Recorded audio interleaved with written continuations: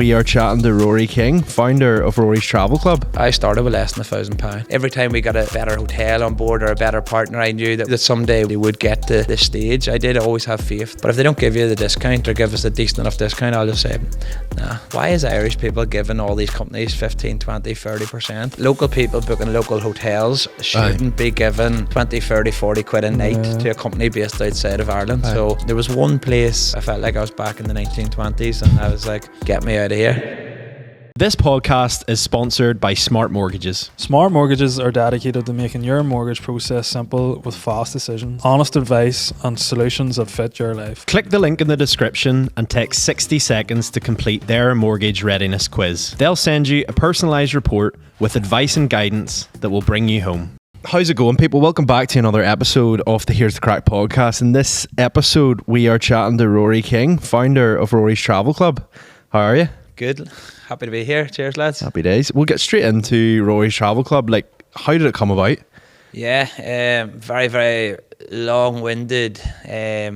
Basically, I spent 10 years travelling the world. I lived in New York, New Zealand, Canada, Australia, Denmark.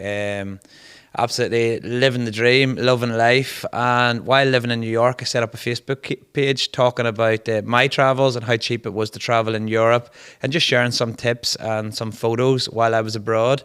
And basically, while living in New York, there was a company called Jack's Flight Club in America who was you pay a fee and they'll send you cheap flights leaving America.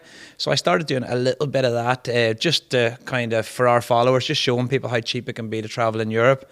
Never was meant to be a business. It was more so about my travels with a bit of that thrown in.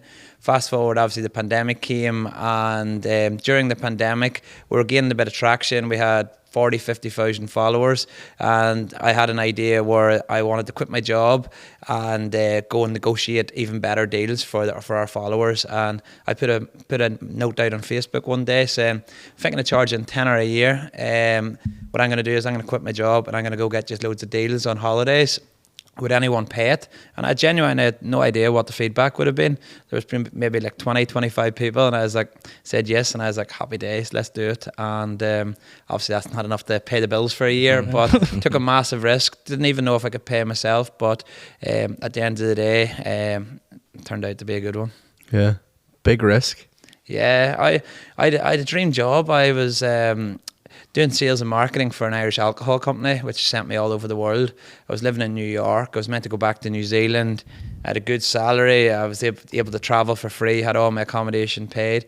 But there was something that basically 4 or 5 years previous, I had this kind of idea that local people shouldn't be paying 15 to 20% commission to online third-party booking sites when booking hotels, and that kind of is what drove me. When I set up the Facebook page, I'd never planned on doing anything with this, but I had that knowledge that the third parties were taking massive commissions, and I thought, Jesus, if people can pay me a small fee per year, and if I can save them multiple times that, even if they book just one night in a hotel, then everyone wins. Can you chat a bit about that? Because I don't think it's common knowledge, because I actually used to work in a hotel group, and I started and they sort of explained all like the third parties can't like charge the same as us directly, but like I don't think people would really know that. No, and we're challenging them now. Like essentially, if we're in Belfast today, if you're to book the Europa hotel and says 200 quid on one of these big third party sites, the hotel might only be getting 160, 170. So 30 or 40 pound of your money is going outside of Northern Ireland, outside of Ireland. So what I'm doing is I'm speaking to the hotels and saying, we've got all these members. If you can give them it for cost price, you make the exact same amount of money. Local people save 30 or 40 quid a night. They pay me a tenner a year. So everyone wins. Why is it that like sometimes I want to book things on the likes of booking.com or whatever, and it's been a certain price, say 200 quid, and then I've thought, oh, I'll be sneaky here, I'll go onto the hotel's website, but it's generally around the same price. Yeah. Do they not offer it directly to people, or? Yeah, a lot of them now will be cheaper on their own website. Typically it's either a 10 or 5% or 10%, so highly, and obviously if you're booking if you're booking a local accommodation, you book on the website, they get 100% of the money, whereas if you book through the third party, they're only getting 85%. But sometimes the third parties will undercut them, and there's massive disagreements. I know there's been a few lawsuits in Spain in particular where they've been sued for tens of millions for undercutting and kind of the competition acts.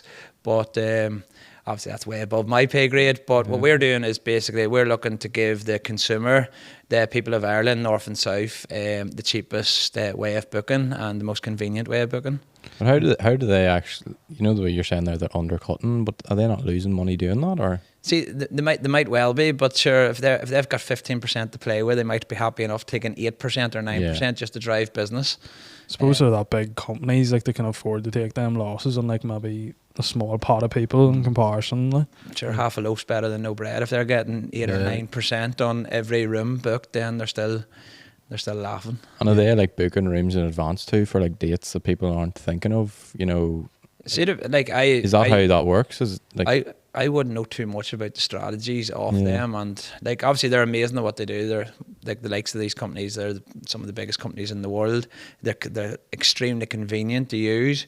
But I just think local people booking local hotels shouldn't be given 20, 30, 40 quid a night to a company based outside of Ireland. So if I can help keep that money in the pocket of local people, then And the economy. we're all winning. Yeah. I suppose how challenging was that to grow, like just back to your business then, because like it's small margins for yourself, like. Yeah, well, the best thing we do is actually we don't take, there's no fees, no commission. So for accommodations to work with us, we actually don't charge anything.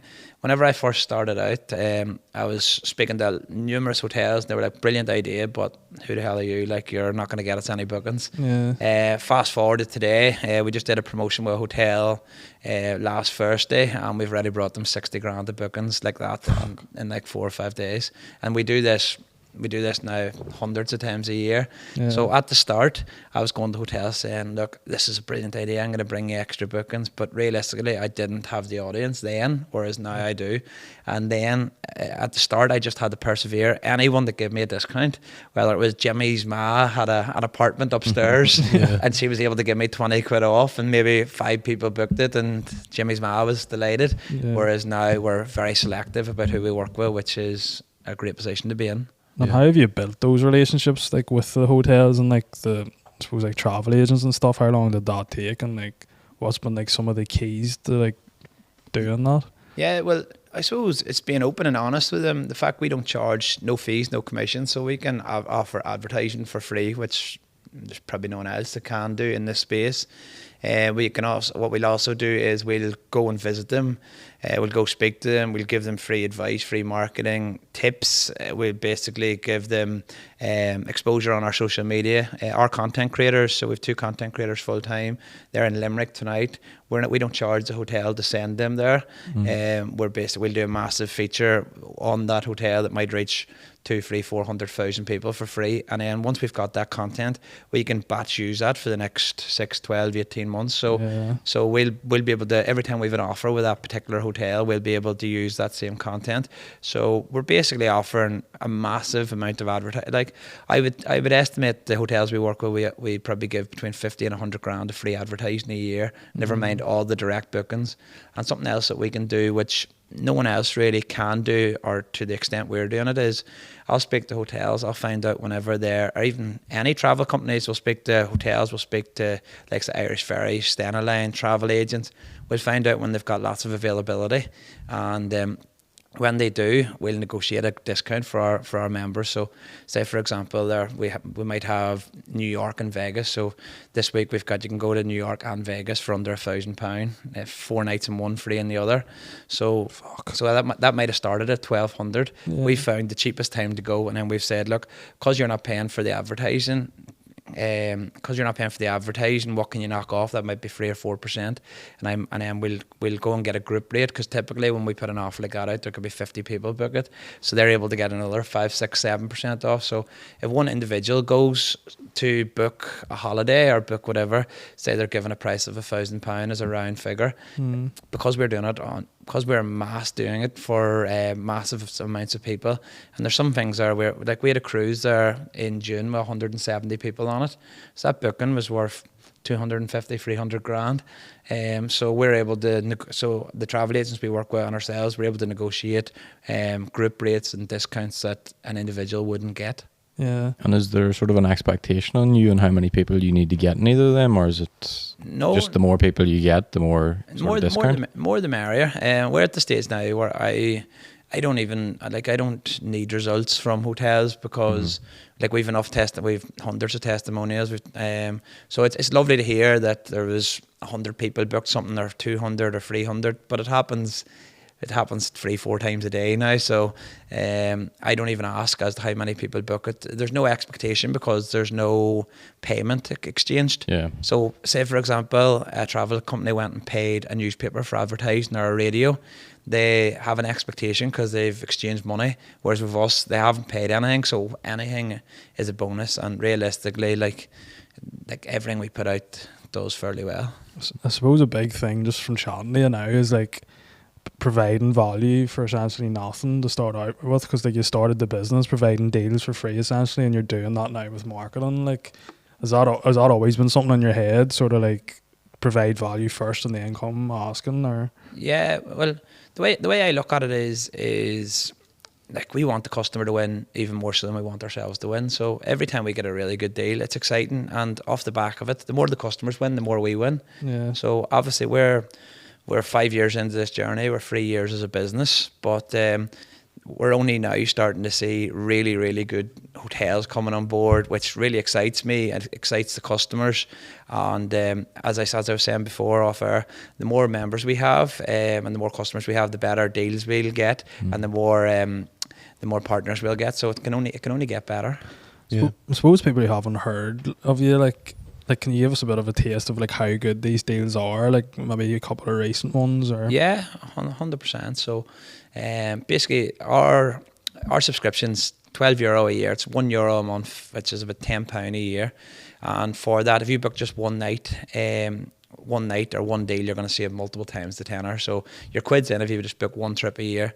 We send about 1,000 offers a year, and we're working with the likes of Fitzwilliam here in Belfast, working with Clayton in Belfast, we're working with Lyriff Estate, Foda Island, Castle Leslie, Farnham Estate, some really, really good properties, working with Irish Ferries, Stena Line, Disney, Lego, all the cruise companies. Like we've a cruise there actually going next week, all inclusive 7-night cruise. So all your food, all your drinks, 7 nights on a cruise for £1,000 per person in the middle of August, which is unbelievable. And then we've an offer at the minute with Cork House and Tyrone. It's doing very well. It's bed and breakfast, 60 minutes in the thermal spa, a bottle of wine, and late checkout for £105 for 2 people. But because see, the thing is, and as I say to hotels every single day of the week, the better the deals they give us, the more volume we're going to bring, and these hotels need to operate on volume. So I was just on the hotel today that we brought 500 bookings for last month, which is only really 12 rooms every night. So if a hotel has 140 rooms, that's only 12 of them. That's not even 10% of them. So for us, it sounds like an awful lot. It could be 80 grand of revenue, but it's only a small percentage of what they're actually doing in a month. But it all obviously helps because there's no hotel in the country operating at 100% occupancy. On average, they're operating probably between 70 and 80%. So for us to bring them up an extra 10% of bookings and revenue that they wouldn't get otherwise, you're obviously helping them get up into that 80, 85%. Yeah. Mm-hmm. So at the start, whenever you first started this, in terms of, you've basically said, you know, if I get enough people here to pay me a tenner a year, I'm gonna quit my job. Yep.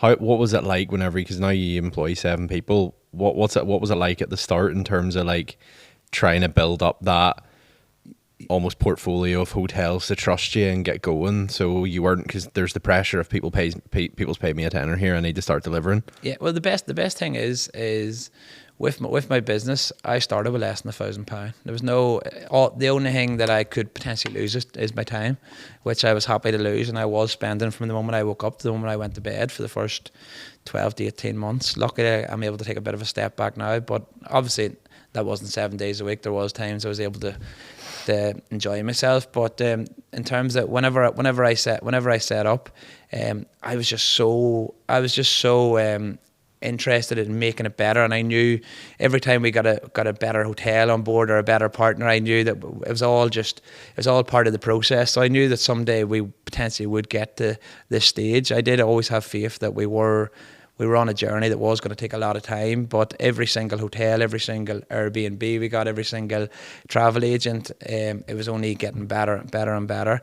But whenever I started out, I genuinely didn't even know if I could pay myself, but it's something that I wanted to do. It brings it back to the main thing, which we weren't even showcasing on our Facebook back then, even before I set out. The main thing that I wanted to achieve setting this up was to give local people a way of booking local hotels at 15 to 20% off. And I thought, you know what, if I can get these hotels on board, and if people pay me a tenner, and if they book and save that, if not more, then everyone wins. So Yeah.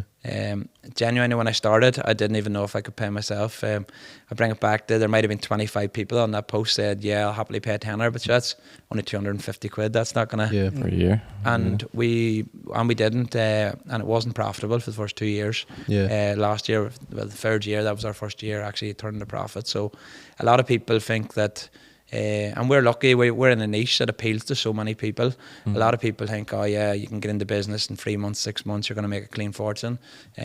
I wish it was that way, but genuinely, it definitely didn't happen that way for us. Yeah. How many people did you have signing up to it initially?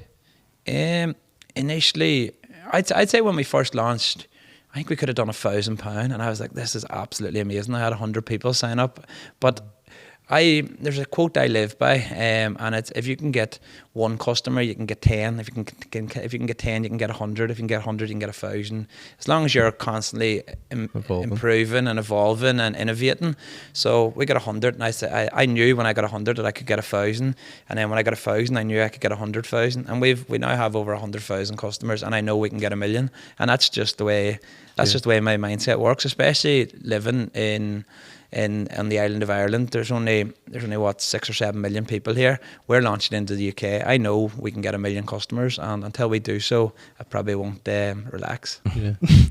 I suppose, like, what's the main thing been in like that success? Has it just been consistency and hard work? Like, what's kept you going? Like, Yeah, that's it. Well, the thing is, we're now doing it on behalf of so many people, and we're better in so many people's lives. We're giving people chances to go to hotels that maybe they wouldn't have went to before. We're basically showcasing places that people have never heard of, that are turning out and getting maybe 200-300 grand of bookings off the back of us a year.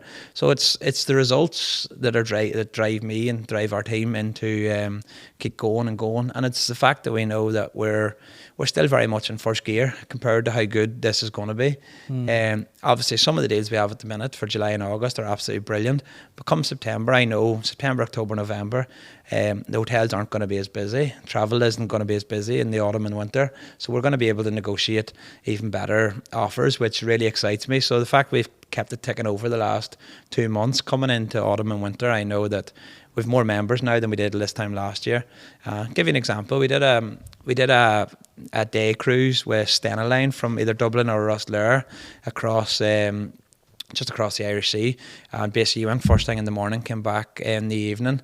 It was either to Fishguard or Holyhead. I think it was Dublin to Holyhead, Rosslare to Fishguard, and we had about 7,000 or 8,000 passengers last December. Jesus. So, and what the price on it was. The price on it was €5 per person, and then the last couple of weeks they upped it to €8 per person. So for about £5 you could go on a day trip.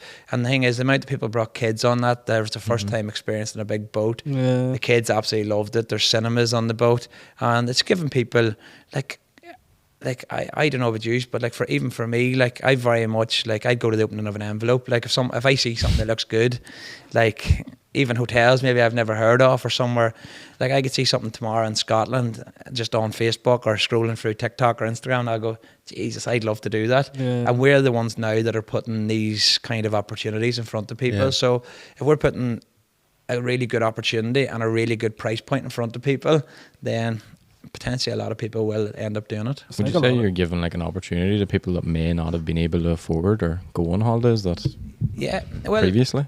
Well, it's inspiring people as well. So we also do group trips now. So we do about 150 group trips a year where we basically bring a group of people away on holiday, whether it's in Ireland or abroad. And like for example, we had 100 and I think we had 2 cruises in June with over 150 people, and you're looking at about 40% of them are solos, and a lot of these people had never been on a cruise before. So we're basically giving people, for €12 a year, we're giving people the opportunity to make friends, to make memories, and it's an opportunity, especially for solos that maybe have no one to go with, or that maybe want to obviously go somewhere and their friends aren't interested. So we really are hitting that. In my opinion, it's something that it's a niche that no one was hitting before, is affordable group travel, and we're bringing people together, which in my opinion is priceless.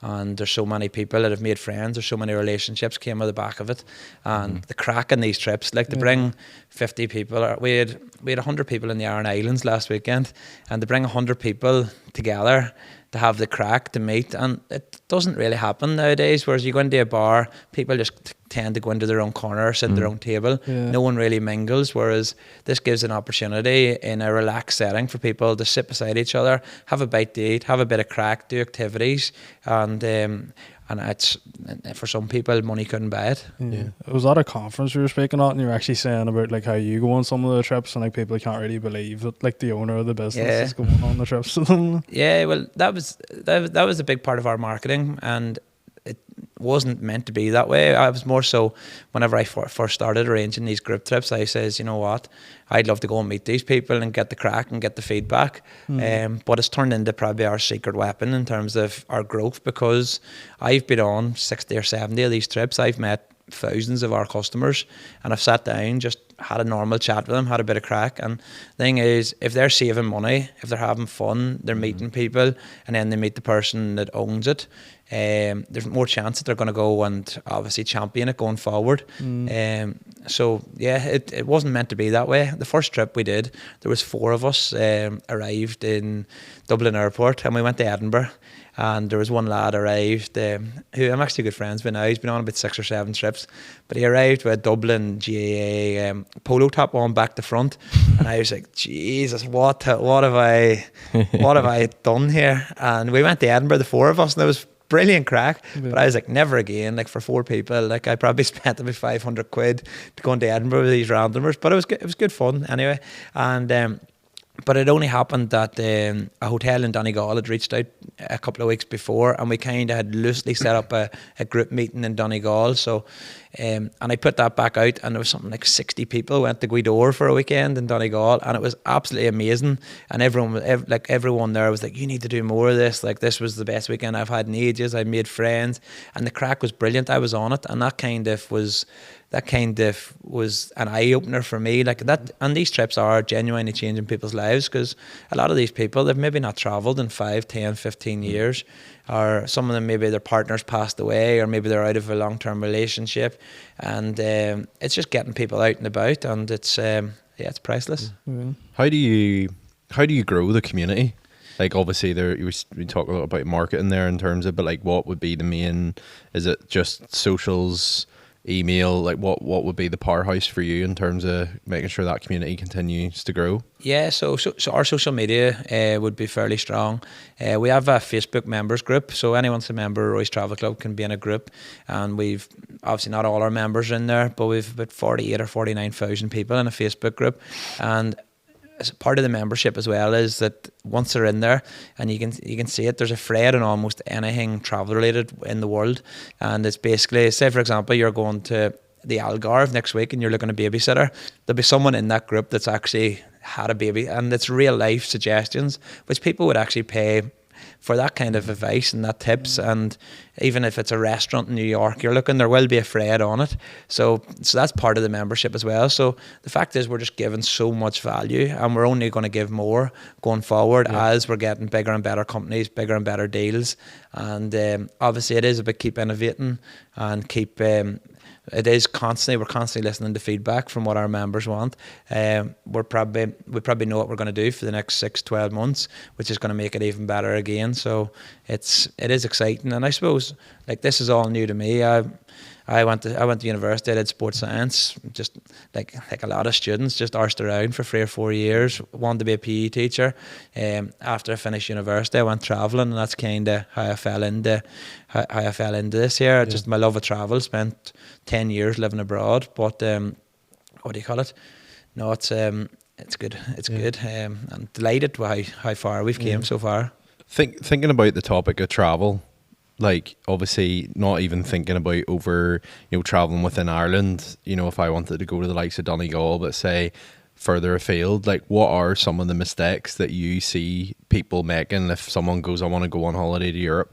What's some of the common mistakes people fall for? Yeah, so number one travel tip, which is so simple, but a lot of people actually fall. The first hurdle is be flexible with your time. So for example, you could go to, use the Algarve for an example. You could go to the Algarve Monday to Monday, and for your flights and hotel could be £1,000. Whereas if you research and go Tuesday to Tuesday or Wednesday to Wednesday, it might only be 600. So it's shopping around and being flexible. Obviously, some people, because of work, they have to fly certain dates. But if you can be flexible with your time, the difference in price could be absolutely, like it is often massive. Like this weekend's a bank holiday, for example. We have a group in London. A couple of weeks ago, the flights were like 40 quid, and a lot of our guys got it booked at that price.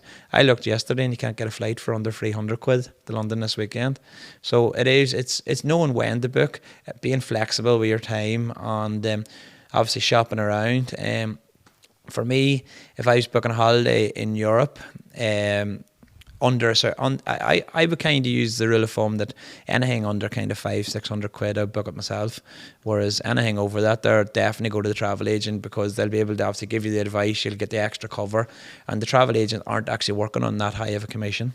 So there is that common misconception that travel agents are making a clean fortune on every booking, and for the work they're doing, I think the commission they're making is actually fairly minimal, and a lot of people would expect it to be much higher. Yeah. Is there like a certain day that's best to fly on? That's maybe one of the cheapest, or is that sort of a... It's a bit of a myth, to be honest, but it's just the luck of the draw.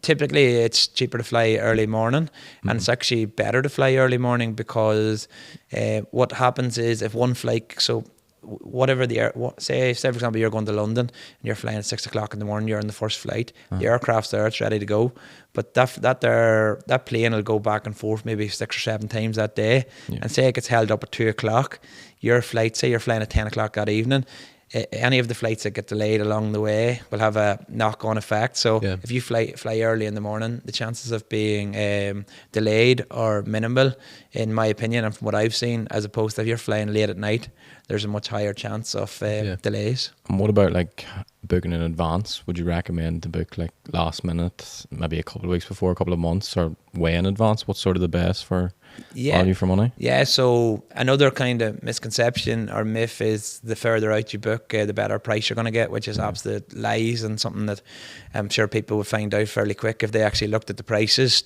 11, 12, so you can only book flights 12 months in advance, and if you look now for 12 months down the line, what happens is the prices will start fairly high, and then they'll drop and drop and drop to a certain point. So typically, and obviously you're looking to obviously hit it at that sweet spot. So say for example you're going to Dubai this time next year, it might be £1,000 return for the flights now, and it might drop for 6-7 months. Obviously they're going to be picking up seats over the next 6 or 7 months, but it'll keep dropping and dropping to maybe 700 return or whatever that is, and then once they hit the threshold or hit X amount of seats sold, and once it starts getting closer to the date, then the prices will go up and up, and then last minute the prices will most likely exceed what they started at. So if it started at 1,000, if you're flying 2-3 days out or maybe even a week out, it could be 1,500-1,600. So you're kind of, for what I see for European flights, the sweet spot's probably about 4 to 8 weeks, 4 to 6 weeks even before. And if you're flying outside of Europe, you're probably looking at 3 to 6 months before to kind of get the best prices. Yeah. But That's interesting, because we've definitely had this argument between ourselves before. Yeah, Like, because you've always you're been the one booking. who's been like, "Oh, you're better leaving it," like, and then you're always the one who's like, you're like really organised, or he'll be like, "No, we need to get these booked now," like 6 months in advance type of thing. Yeah. You know? Yeah, Yeah. but whenever we were booking Vegas and stuff, the prices started. I think the flights were maybe 500-600 early on, Yeah. but they were dropping down. I think they hit 400 at one point, Yeah. and they jumped back up to about 420 or so. And I think we booked at that point. But from then, they sort of like rose up again and like Yeah. kept going up. yeah, Aer Lingus are now flying direct Dublin to Vegas. They Yeah. only started that about 2 months ago. We actually had, we only had it there last week for about 600 quid for flights and 4 nights hotel per person. For flights And hotel as Vegas. well. Flights, and it was in that what do you call that? One of the Excalibur with a big casino in Yeah. the hotel. Probably one of the most iconic hotels. That's one. So that's the kind of. But another tip that we always give, I always give is, if you are looking to go to Vegas, you're most likely going to be flying Aer Lingus, or did you That book? time No? we- We flew Was it BA. Yeah. Yeah. So say for example you're looking to fly to a certain destination and there's a certain airline that you would want to use. Say it is BA or United or Aer Lingus. See if you just get added to their mailing list. So I'm on the mailing list of every single airline, so I know exactly when I'd love to see your email. when they all, well, there only is really flying out of Ireland. There's no more than kind of 15 airlines. Yeah. So anytime there's a sale, I'm the first one to know. And even the power in that of alerting our customers. So say for example today, Aer Lingus actually have a 24-hour sale now every Wednesday, and it's basically €49 any flight to Sardinia. With Aer Lingus, and with Aer Lingus, you always get 10 kg bag, so Yeah. it's €100 return to go from Dublin to Sardinia in Italy for the next 3 months if you book it today. And obviously, like there's massive value in that, and 98% of the country wouldn't be reading that email. But the fact I read that and I know that, and I can pass that on to our guys, then that's just another example of how the €10 a year or €12 a year is worth it. I think the other thing that's really cool about the Rory Travel Club is not the fact it's obviously a big factor is the discounts, but then it's more the inspiration. There's been like, even I follow you guys on Instagram, and even some of the stuff you put up about like some hotels, I'd be like I wouldn't even know they exist, let alone, so I can see from a hotel perspective or from a location perspective how utilizing, obviously looking at it from a customer side of things, but more for a vendor, how that can be really beneficial. Yeah, absolutely. Like as I say, we've a couple, Amy and Ronan. They're from Tyrone that do all our content. They're absolutely brilliant, and obviously most hotels are showcasing on their own website and still photos or on social media, whereas we're sending them in there to get video content. They're getting the drones up and they're showcasing the hotel in a way that most hotels have never been showcased before. And we're basically showing people inside it. Here's the spa, here's the food, here's in a 30-second clip you can see everything you need to see in a hotel. Yeah. And as you say, there's hotels there that you, not in the month of Sundays would you book, but whenever you see a really good price and a hotel that looks good. I'll give you an example. We've for July there we had an offer with a hotel called Lawler's in Naas. Lovely hotel. It's about 15 minutes from Kildare Village and it's about 45 minutes from Dublin, maybe even less.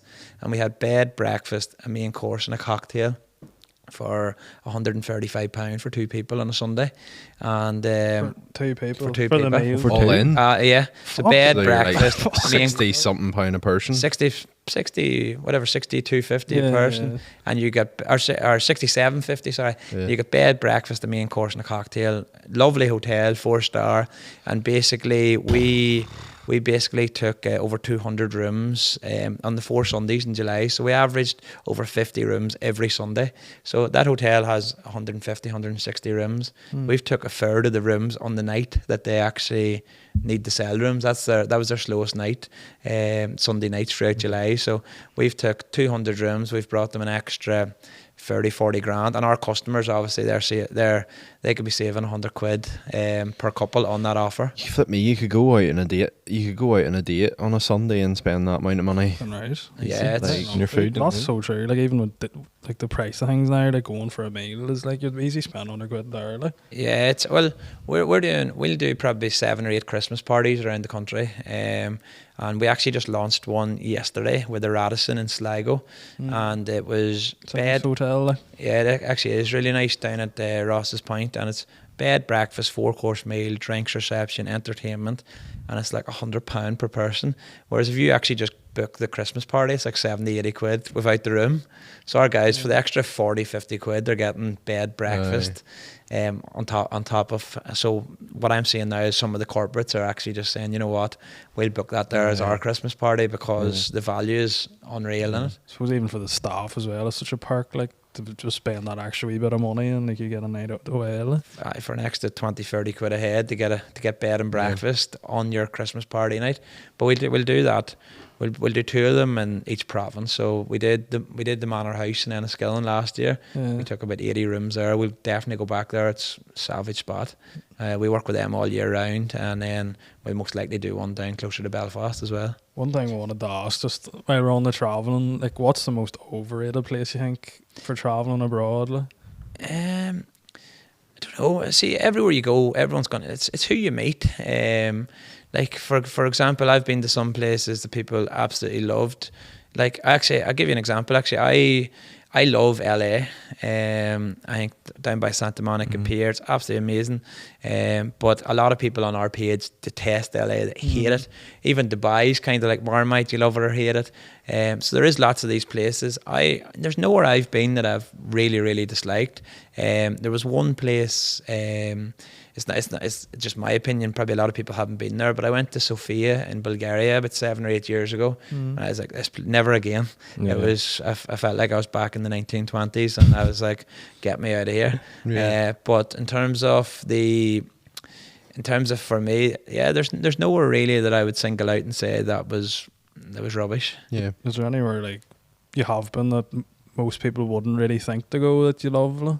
I lived in Fiji for a year. Fiji. So I volunteered with a company called Think Pacific in 2010 because I wanted to be a PE teacher. So I volunteered as a teacher out in Fiji, and absolutely loved it. And I've been back 4 or 5 times since. I lived in a little village. There's no internet, no shop. There was one boat arrived every week where what do you call it, supplies.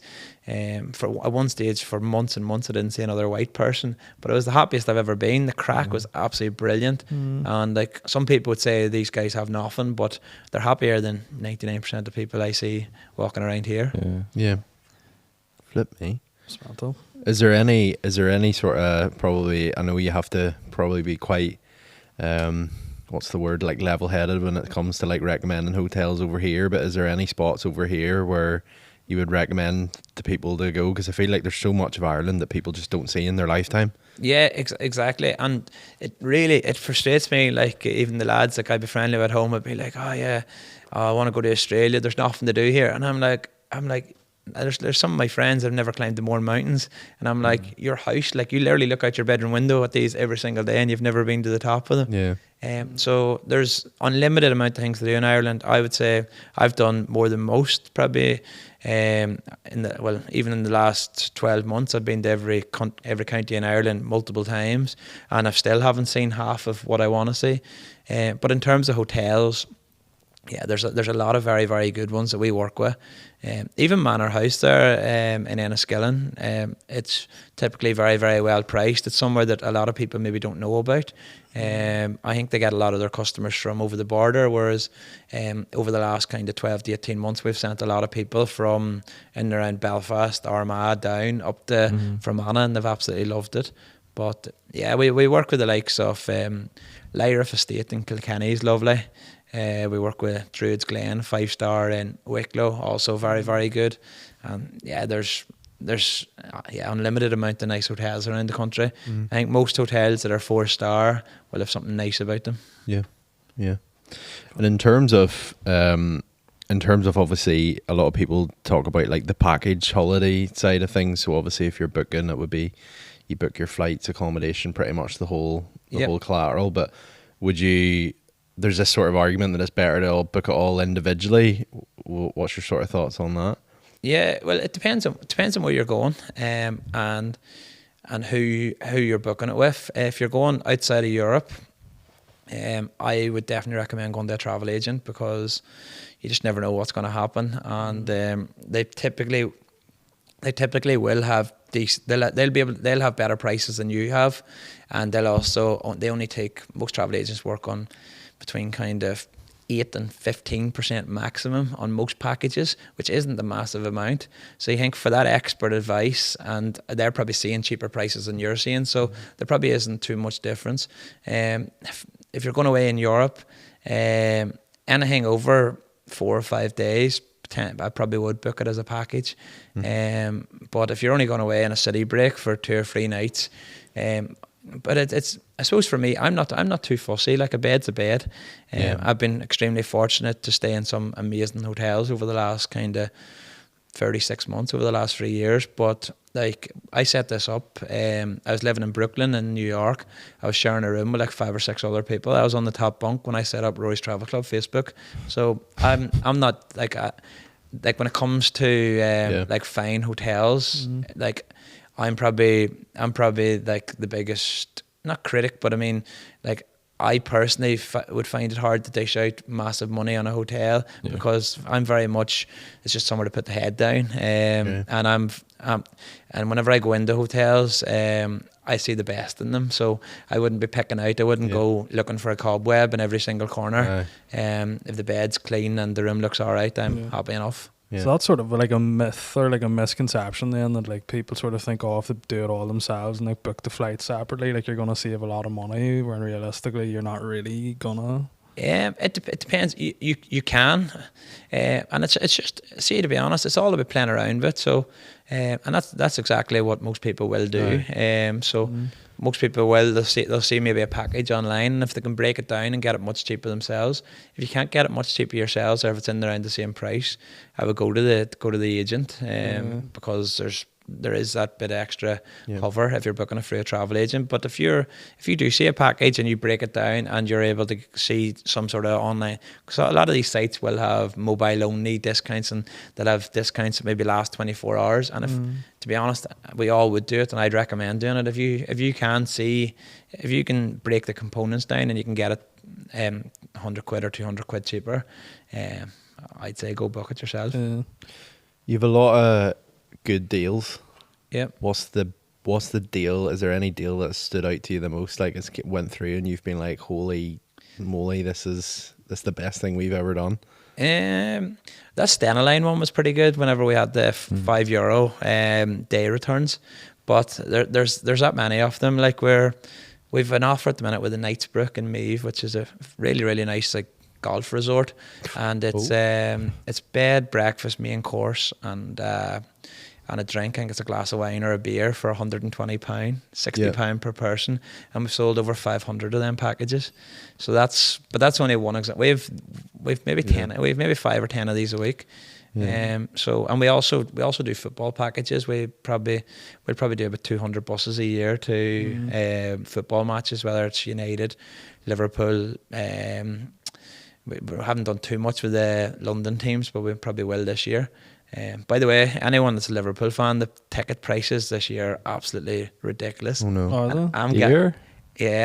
I'm getting ruined over it. But you can't act like, because if you're reselling tickets, so we don't sell them. Obviously, we work with a company that sells them, and we work with the number one and the biggest kind of ticket reseller in Ireland. I think they're the biggest in Europe actually, and realistically you shouldn't be able to get cheaper than what they're selling. And if you're reselling tickets, which they are, you can only resell hospitality. You can't sell the other ones if you're, or whatever way it works anyway. But Liverpool tickets this year are just mental money. So and I'm going to ask, like, if you arrange that sort of thing, is that tickets, hotel, the whole, because we trying to get a hold of tickets to like Ken's Teeth. Who do you follow? United. Follow United. We've been over to a couple of games in United, but we usually get the ticket and then fly over. So. We've our United. So for talk's sake, United, say you're getting the coach, the ferry, one night hotel, and United ticket. It's about £275 per person. Not bad. Liverpool tickets. Yeah, It's about I want- 420 or 400. Oh my And God. it's mental that, and I'm getting and see the thing is, anyone that does give me this, I say, well, if you can send me a screenshot of cheaper, like we'll go and work with whatever company you're sending me, but they won't, and it's just, yeah, it's Why is it unfortunate. went up so much? Just the club, like? I think there's, well, Old Trafford I think's got about 15,000 more seats than Anfield, and just the demand for Liverpool tickets, obviously they were doing well, even with Klopp's last year, but the tickets even from last year, obviously I think with Klopp I assume there'll be more demand than the new manager, but the tickets have went up again from last year, and Sort of is surprising because with Klopp they kind of built this sort of bigger following, and now he's gone. You'd sort of almost think you'd expect it to drop, but the demand for, like, I'm an Ipswich Town fan, and Ipswich sold. They basically were at like 98% occupancy for every home game last year in the Championship. See, they get tickets now for the Premier League. You've no chance. Like hen's teeth. Yeah. Well, one of the things I wanted to do this year was go to a Liverpool game. So I will get see to that. Couldn't see that happening. Rory, hook me up. we do have access to the tickets, but it's mad as you're looking at an extra 100. But they're hospitality tickets you're doing, so obviously you'd expect, like, to be honest, hospitality tickets. That's like some of them come like meals, box, the whole shebang. I think so you do get. You'd kind of understand. And then there's like a meet and greet with a Liverpool legend. It's funny, my dad and my nephew went over last year to Liverpool, and it was Robbie Keane, the game that they went, and there was like 2 busloads of Irish people on, so they were delighted that he was the legend that they got to meet on that match. But yeah, as I say, and I actually might go back home and put this on Facebook tonight, is whenever the Carabao Cup and the FA Cup and that comes, the tickets will be much cheaper. Yeah. So that would be for young families and people looking to go over and not spend a fortune. I'd say hold off until maybe they get Luton Town or something. Well, sorry to anyone to Luton fan. Yep. I suppose just like going back to yourself, like you obviously travelled for 10 years. Like, what's some of the best places you've travelled or your favourites? Like? Yeah, well, I lived in New Zealand for a year. Very similar to here. Kiwis are absolutely hilarious. They're horizontal. They're so laid back. It's actually, I worked in sales and marketing, but obviously most people from here going over were working in construction, and the lads, like, it's mad. Like they would clock off at like 12 o'clock on a Friday, and they would just go to the bar all day, and then I would go meet them at maybe 5 or 6 o'clock every Friday night for a bite to eat and a few pints. And some of the Kiwis, like, I'm just.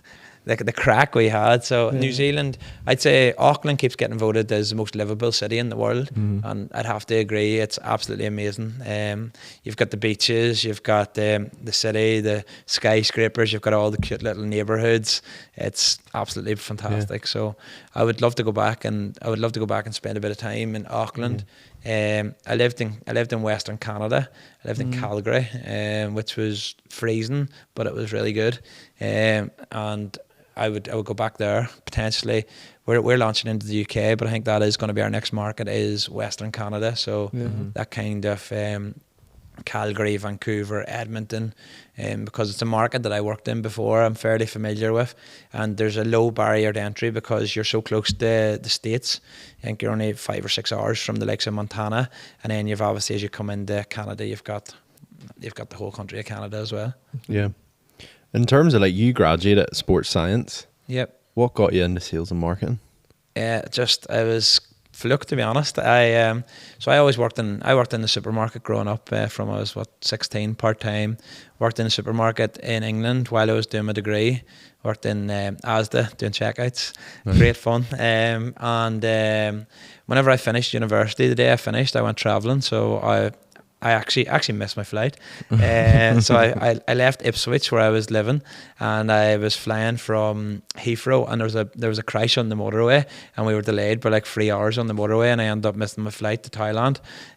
So basically after uni, I went to Southeast Asia, spent like 2 or 3 months out there, came back, and I was like, you know what, I don't want to be a PE teacher anymore. I want to get a job that lets me travel. So I just, like anyone, like just Googling like mad, just finding random stuff that would allow me to travel. So I applied for 3 jobs. One was to be a language assistant in a school in Barcelona. So I did Spanish for A level, and I was kind of toying with the idea of potentially teaching at some stage. One was doing stocks in Kuala Lumpur, and then one was to do sales and marketing for an Irish alcohol company, which I had no experience in, apart from obviously drinking the product before. And I ended up getting all 3 jobs. God knows how, but the one in Kuala Lumpur doing stocks, they wanted to fly me out the next day and they wouldn't give me a contract, and all my mates were like, yeah, they're going to kill you. Yeah. So they're like, do not do that.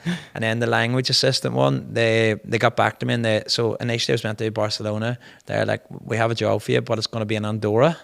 And I was like, yeah, no real want. Like Barcelona would have been class to go live in, spend a bit of time. I was only 20, 22, 23. But whenever they said Andorra, I was like, no chance.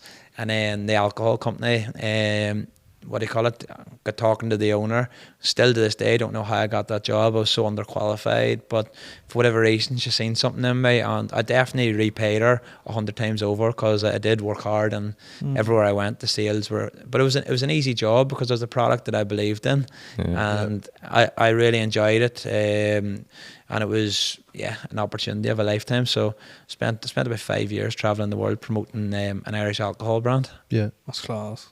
And in terms of like the social media side of things, obviously starting or like Rory's travel club, like did you kind of like use some of the things that you'd learned in that job to help grow that platform? Because I am getting the impression that like you never really meant for this to happen, if that makes sense. It was more you just wanted to share with people how cheap travel could be. Kind of like, so whenever I set up the page, it was more so to just talk about my trips, share photos. Like I was never really into social media before. I had Facebook or Bebo or whatever, but like maybe looked at it every 2 months. Like I had no interest in it. Still, I did at one stage have a personal Instagram, but don't have it now. I have no real, apart from work, that's the only reason I would use social media. So whenever I set this here up, I in a way, I at the back of my mind, I was like, someday there potentially will be a business. And I think it comes back to that there from 4 or 5 years before. I worked for a French company. It was I spent 3 months working for a French company that took 30% commission on hotel bookings in Ireland. So basically, when I was in there, I found out the commissions of all the other companies. And so for 5 years, I had this idea. I was like, why is Irish people giving all these companies 15, 20, 30%? I was like, surely we can book a cost price and everyone wins. So whenever I set up the Facebook page, potentially I was tempting fate that someday I would try and solve that problem. But when I set it up, for 2 years, I give, obviously the pandemic happened right in the middle of it, but for 2 years I spent probably 30, 40 hours a week giving free advice, posting constantly. And then one day I says, right, I'm gonna chance my arm here. And see, to be honest, see that post, whenever I says thinking of charging a tenner a year, is anyone in, and I wish I put £10 rather than €10. I put the wrong symbol on it, I think, because if I charged £10, I would obviously be making an extra £2 a head. But whatever reason, a lot of our followers were in the south, so I put €10 on it. Not even, I was just like, right, this is a small amount. Like, hopefully people appreciate my time and I'll get them really good offers. But whenever I started out, I was like, right, I really need to get these people their value's worth. And like, I do think that our customers now, for the money they pay, they do get extraordinary value. Especially if people do go away multiple times a year, then I'd like to think a lot of them are now booking through us. Well, it's £62.50 for dinner, a night away, a drink, and good, isn't it? Like, it's hard to be.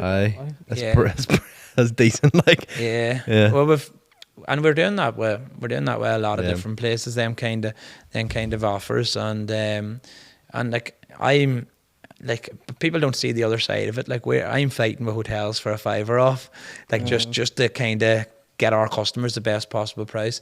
And because we don't take a commission, so I can actually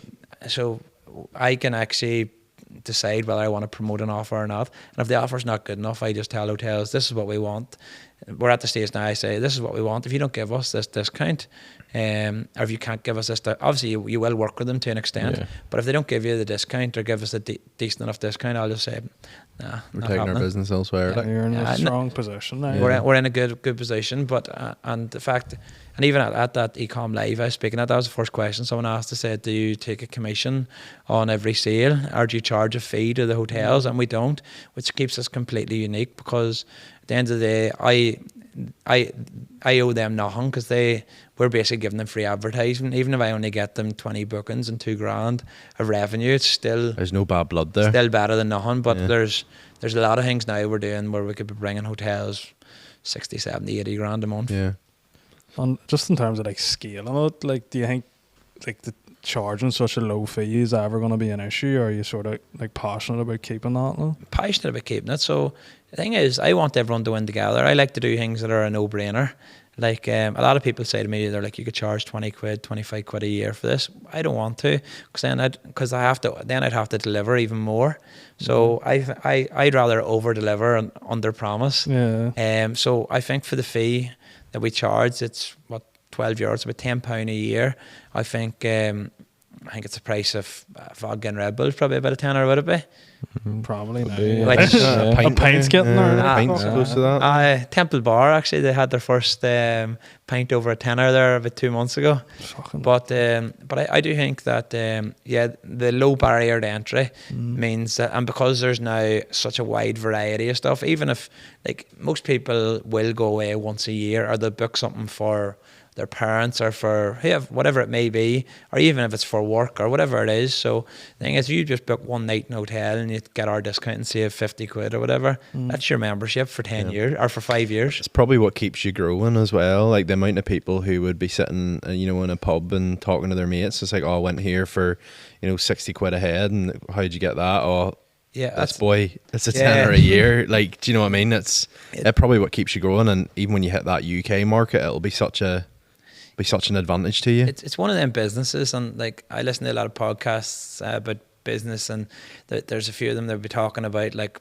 stuff that women want to be talking at like the sideline of their kids' soccer match, or like at the school gate. And it's one of them things. It's like people want to be talking about holidays and saying, "Oh, I was at this hotel or I did this," and because they're like, and people are always talking about going away and holidays. It's a quite common subject to talk about. And if we're able to get people going somewhere new at a really, really good price, I'll give you an example. Amy and Ronan that work with us, they went to Alicante about 2 months ago, and I booked it for them, and it was flights and 2 nights accommodation for £87 per person. So they had 3 full days in Alicante, flights from Belfast, 2 nights in a really decent hotel for under 100 quid. So we're basically showcasing the likes of this here, which people would never know about otherwise. So, but we're trying to kind of cover every type of traveller now, in terms of we've now introduced with golf holidays this week. There we go. Yeah, we've Costa Dorada in Spain.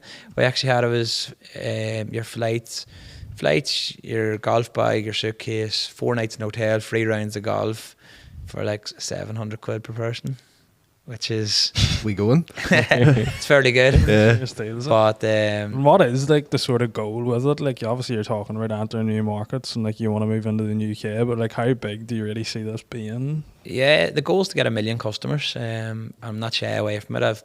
I've said it out loud. I've said it before, and I do think we will get there. We obviously need to hire smart and have the right people around us. But I do think we'll hit 1 million customers once we go into the UK.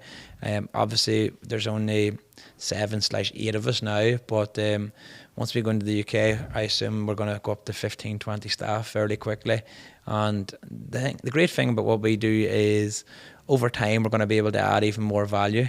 So we're building these relationships with these travel companies in Ireland, who some of them are in the UK, the likes of the cruise companies. I'm an ambassador for Hayes Travel, Irish Ferry, Stena Line, Disney. They're all operating in the UK already, so they all know a lot of the contacts in Ireland are the same in the UK. So so I'm hopefully going to be able to bring these relationships across the border. And then the other thing is the group trips. That's the one that I do see going worldwide, because bringing people together to make friends, to make memories, to have the crack. Some of the, like these trips, the thing is, if you want to go have dinner and go home at 7 o'clock, or if you want to stay at 7 o'clock in the morning, you can. And obviously people, Irish people, a lot of them are probably heading towards the second option. But the crack and the trips and the friendships, and I see it time and time again and I get messages 6 months later of people that met in the trips. They're on another trip that they've booked themselves as a group of 3 or 4 to Italy or Spain. And it's just so heartwarming that these people are meeting through us, and then now they're getting potentially best friends or friends for life. Yeah. And how have you personally like evolved as the business has evolved? Because obviously talk a lot about setting the Facebook page up and maybe not anticipating, maybe knew in the back of your head that something would come from it. But like in terms of it now, you're saying you've 78 people. Like I'm sure whenever you were sitting in that bunk bed in Brooklyn setting this up, you didn't think that it could potentially get to this. So how have you found like the management of people and building a team? Like I'll not shy away from it. Like I'm not the best at it. I'm like it's all new to me. I'm getting better.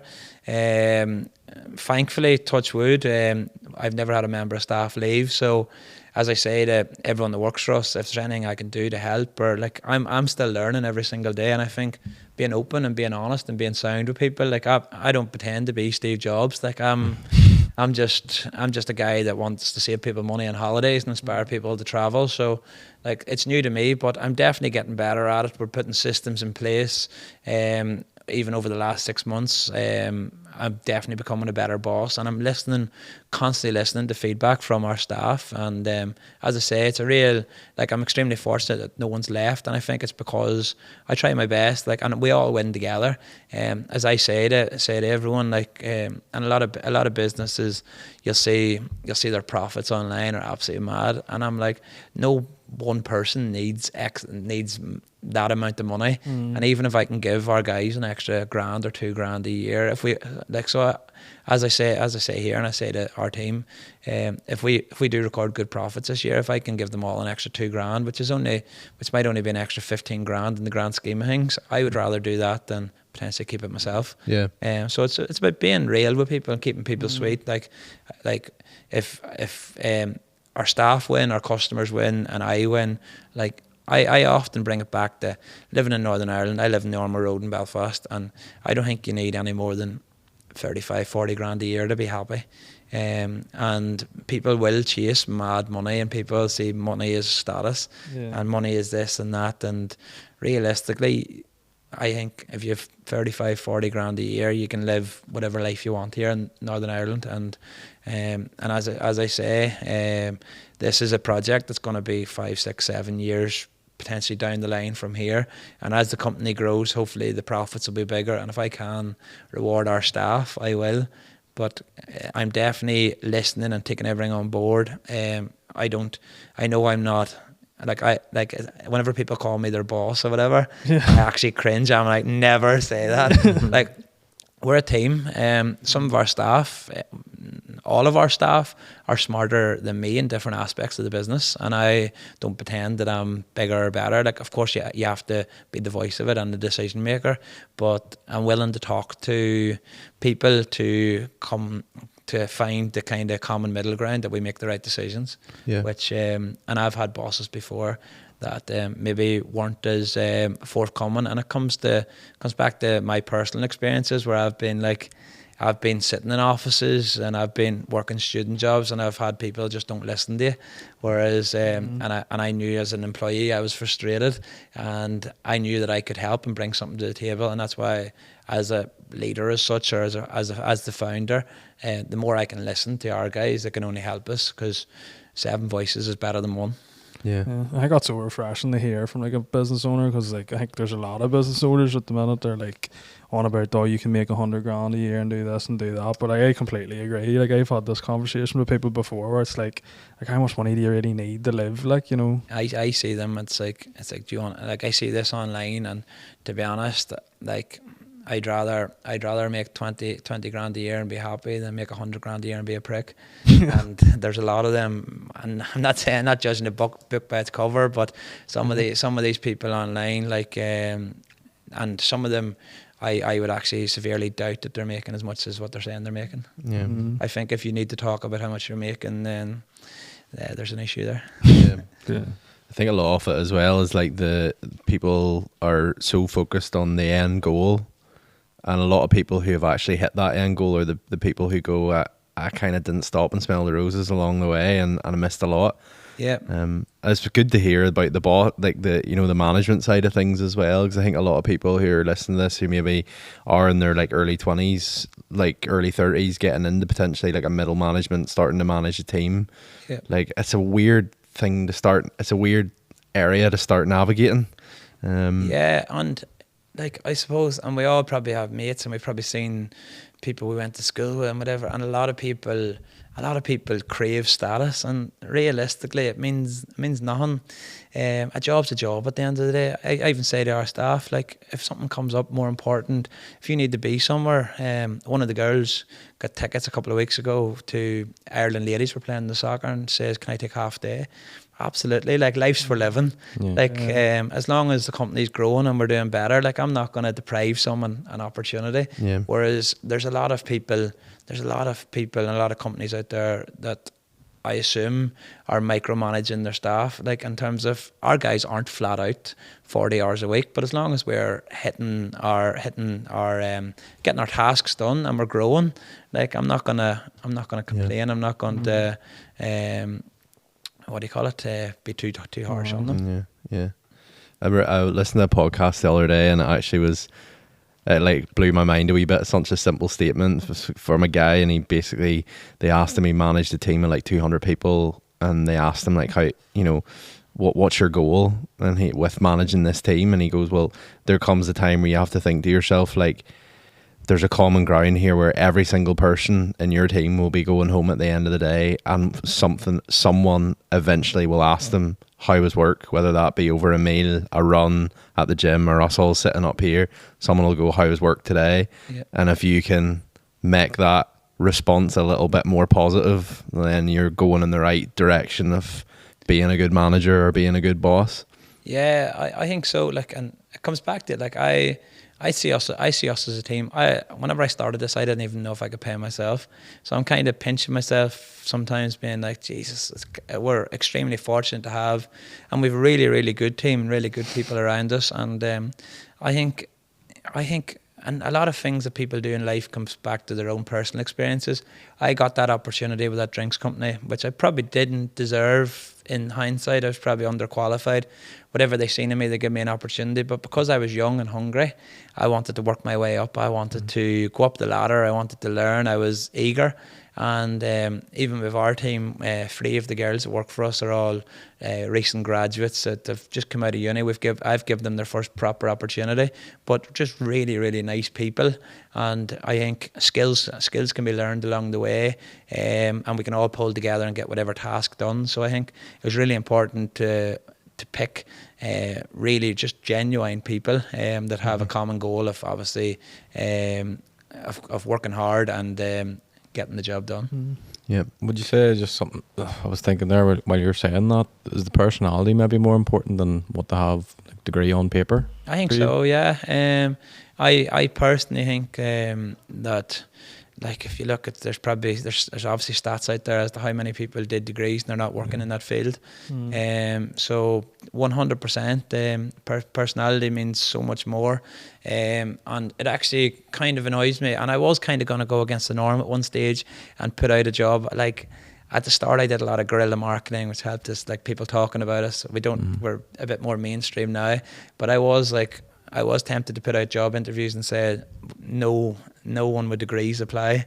Just because it's good to give people opportunities. Like, there's people there there's plenty of people that don't have degrees that would be a way better fit than people that do have. And I think it's a shame that in this day and age that there is a lot of jobs, entry level jobs that require a degree, which potentially the job could be learned on the ground.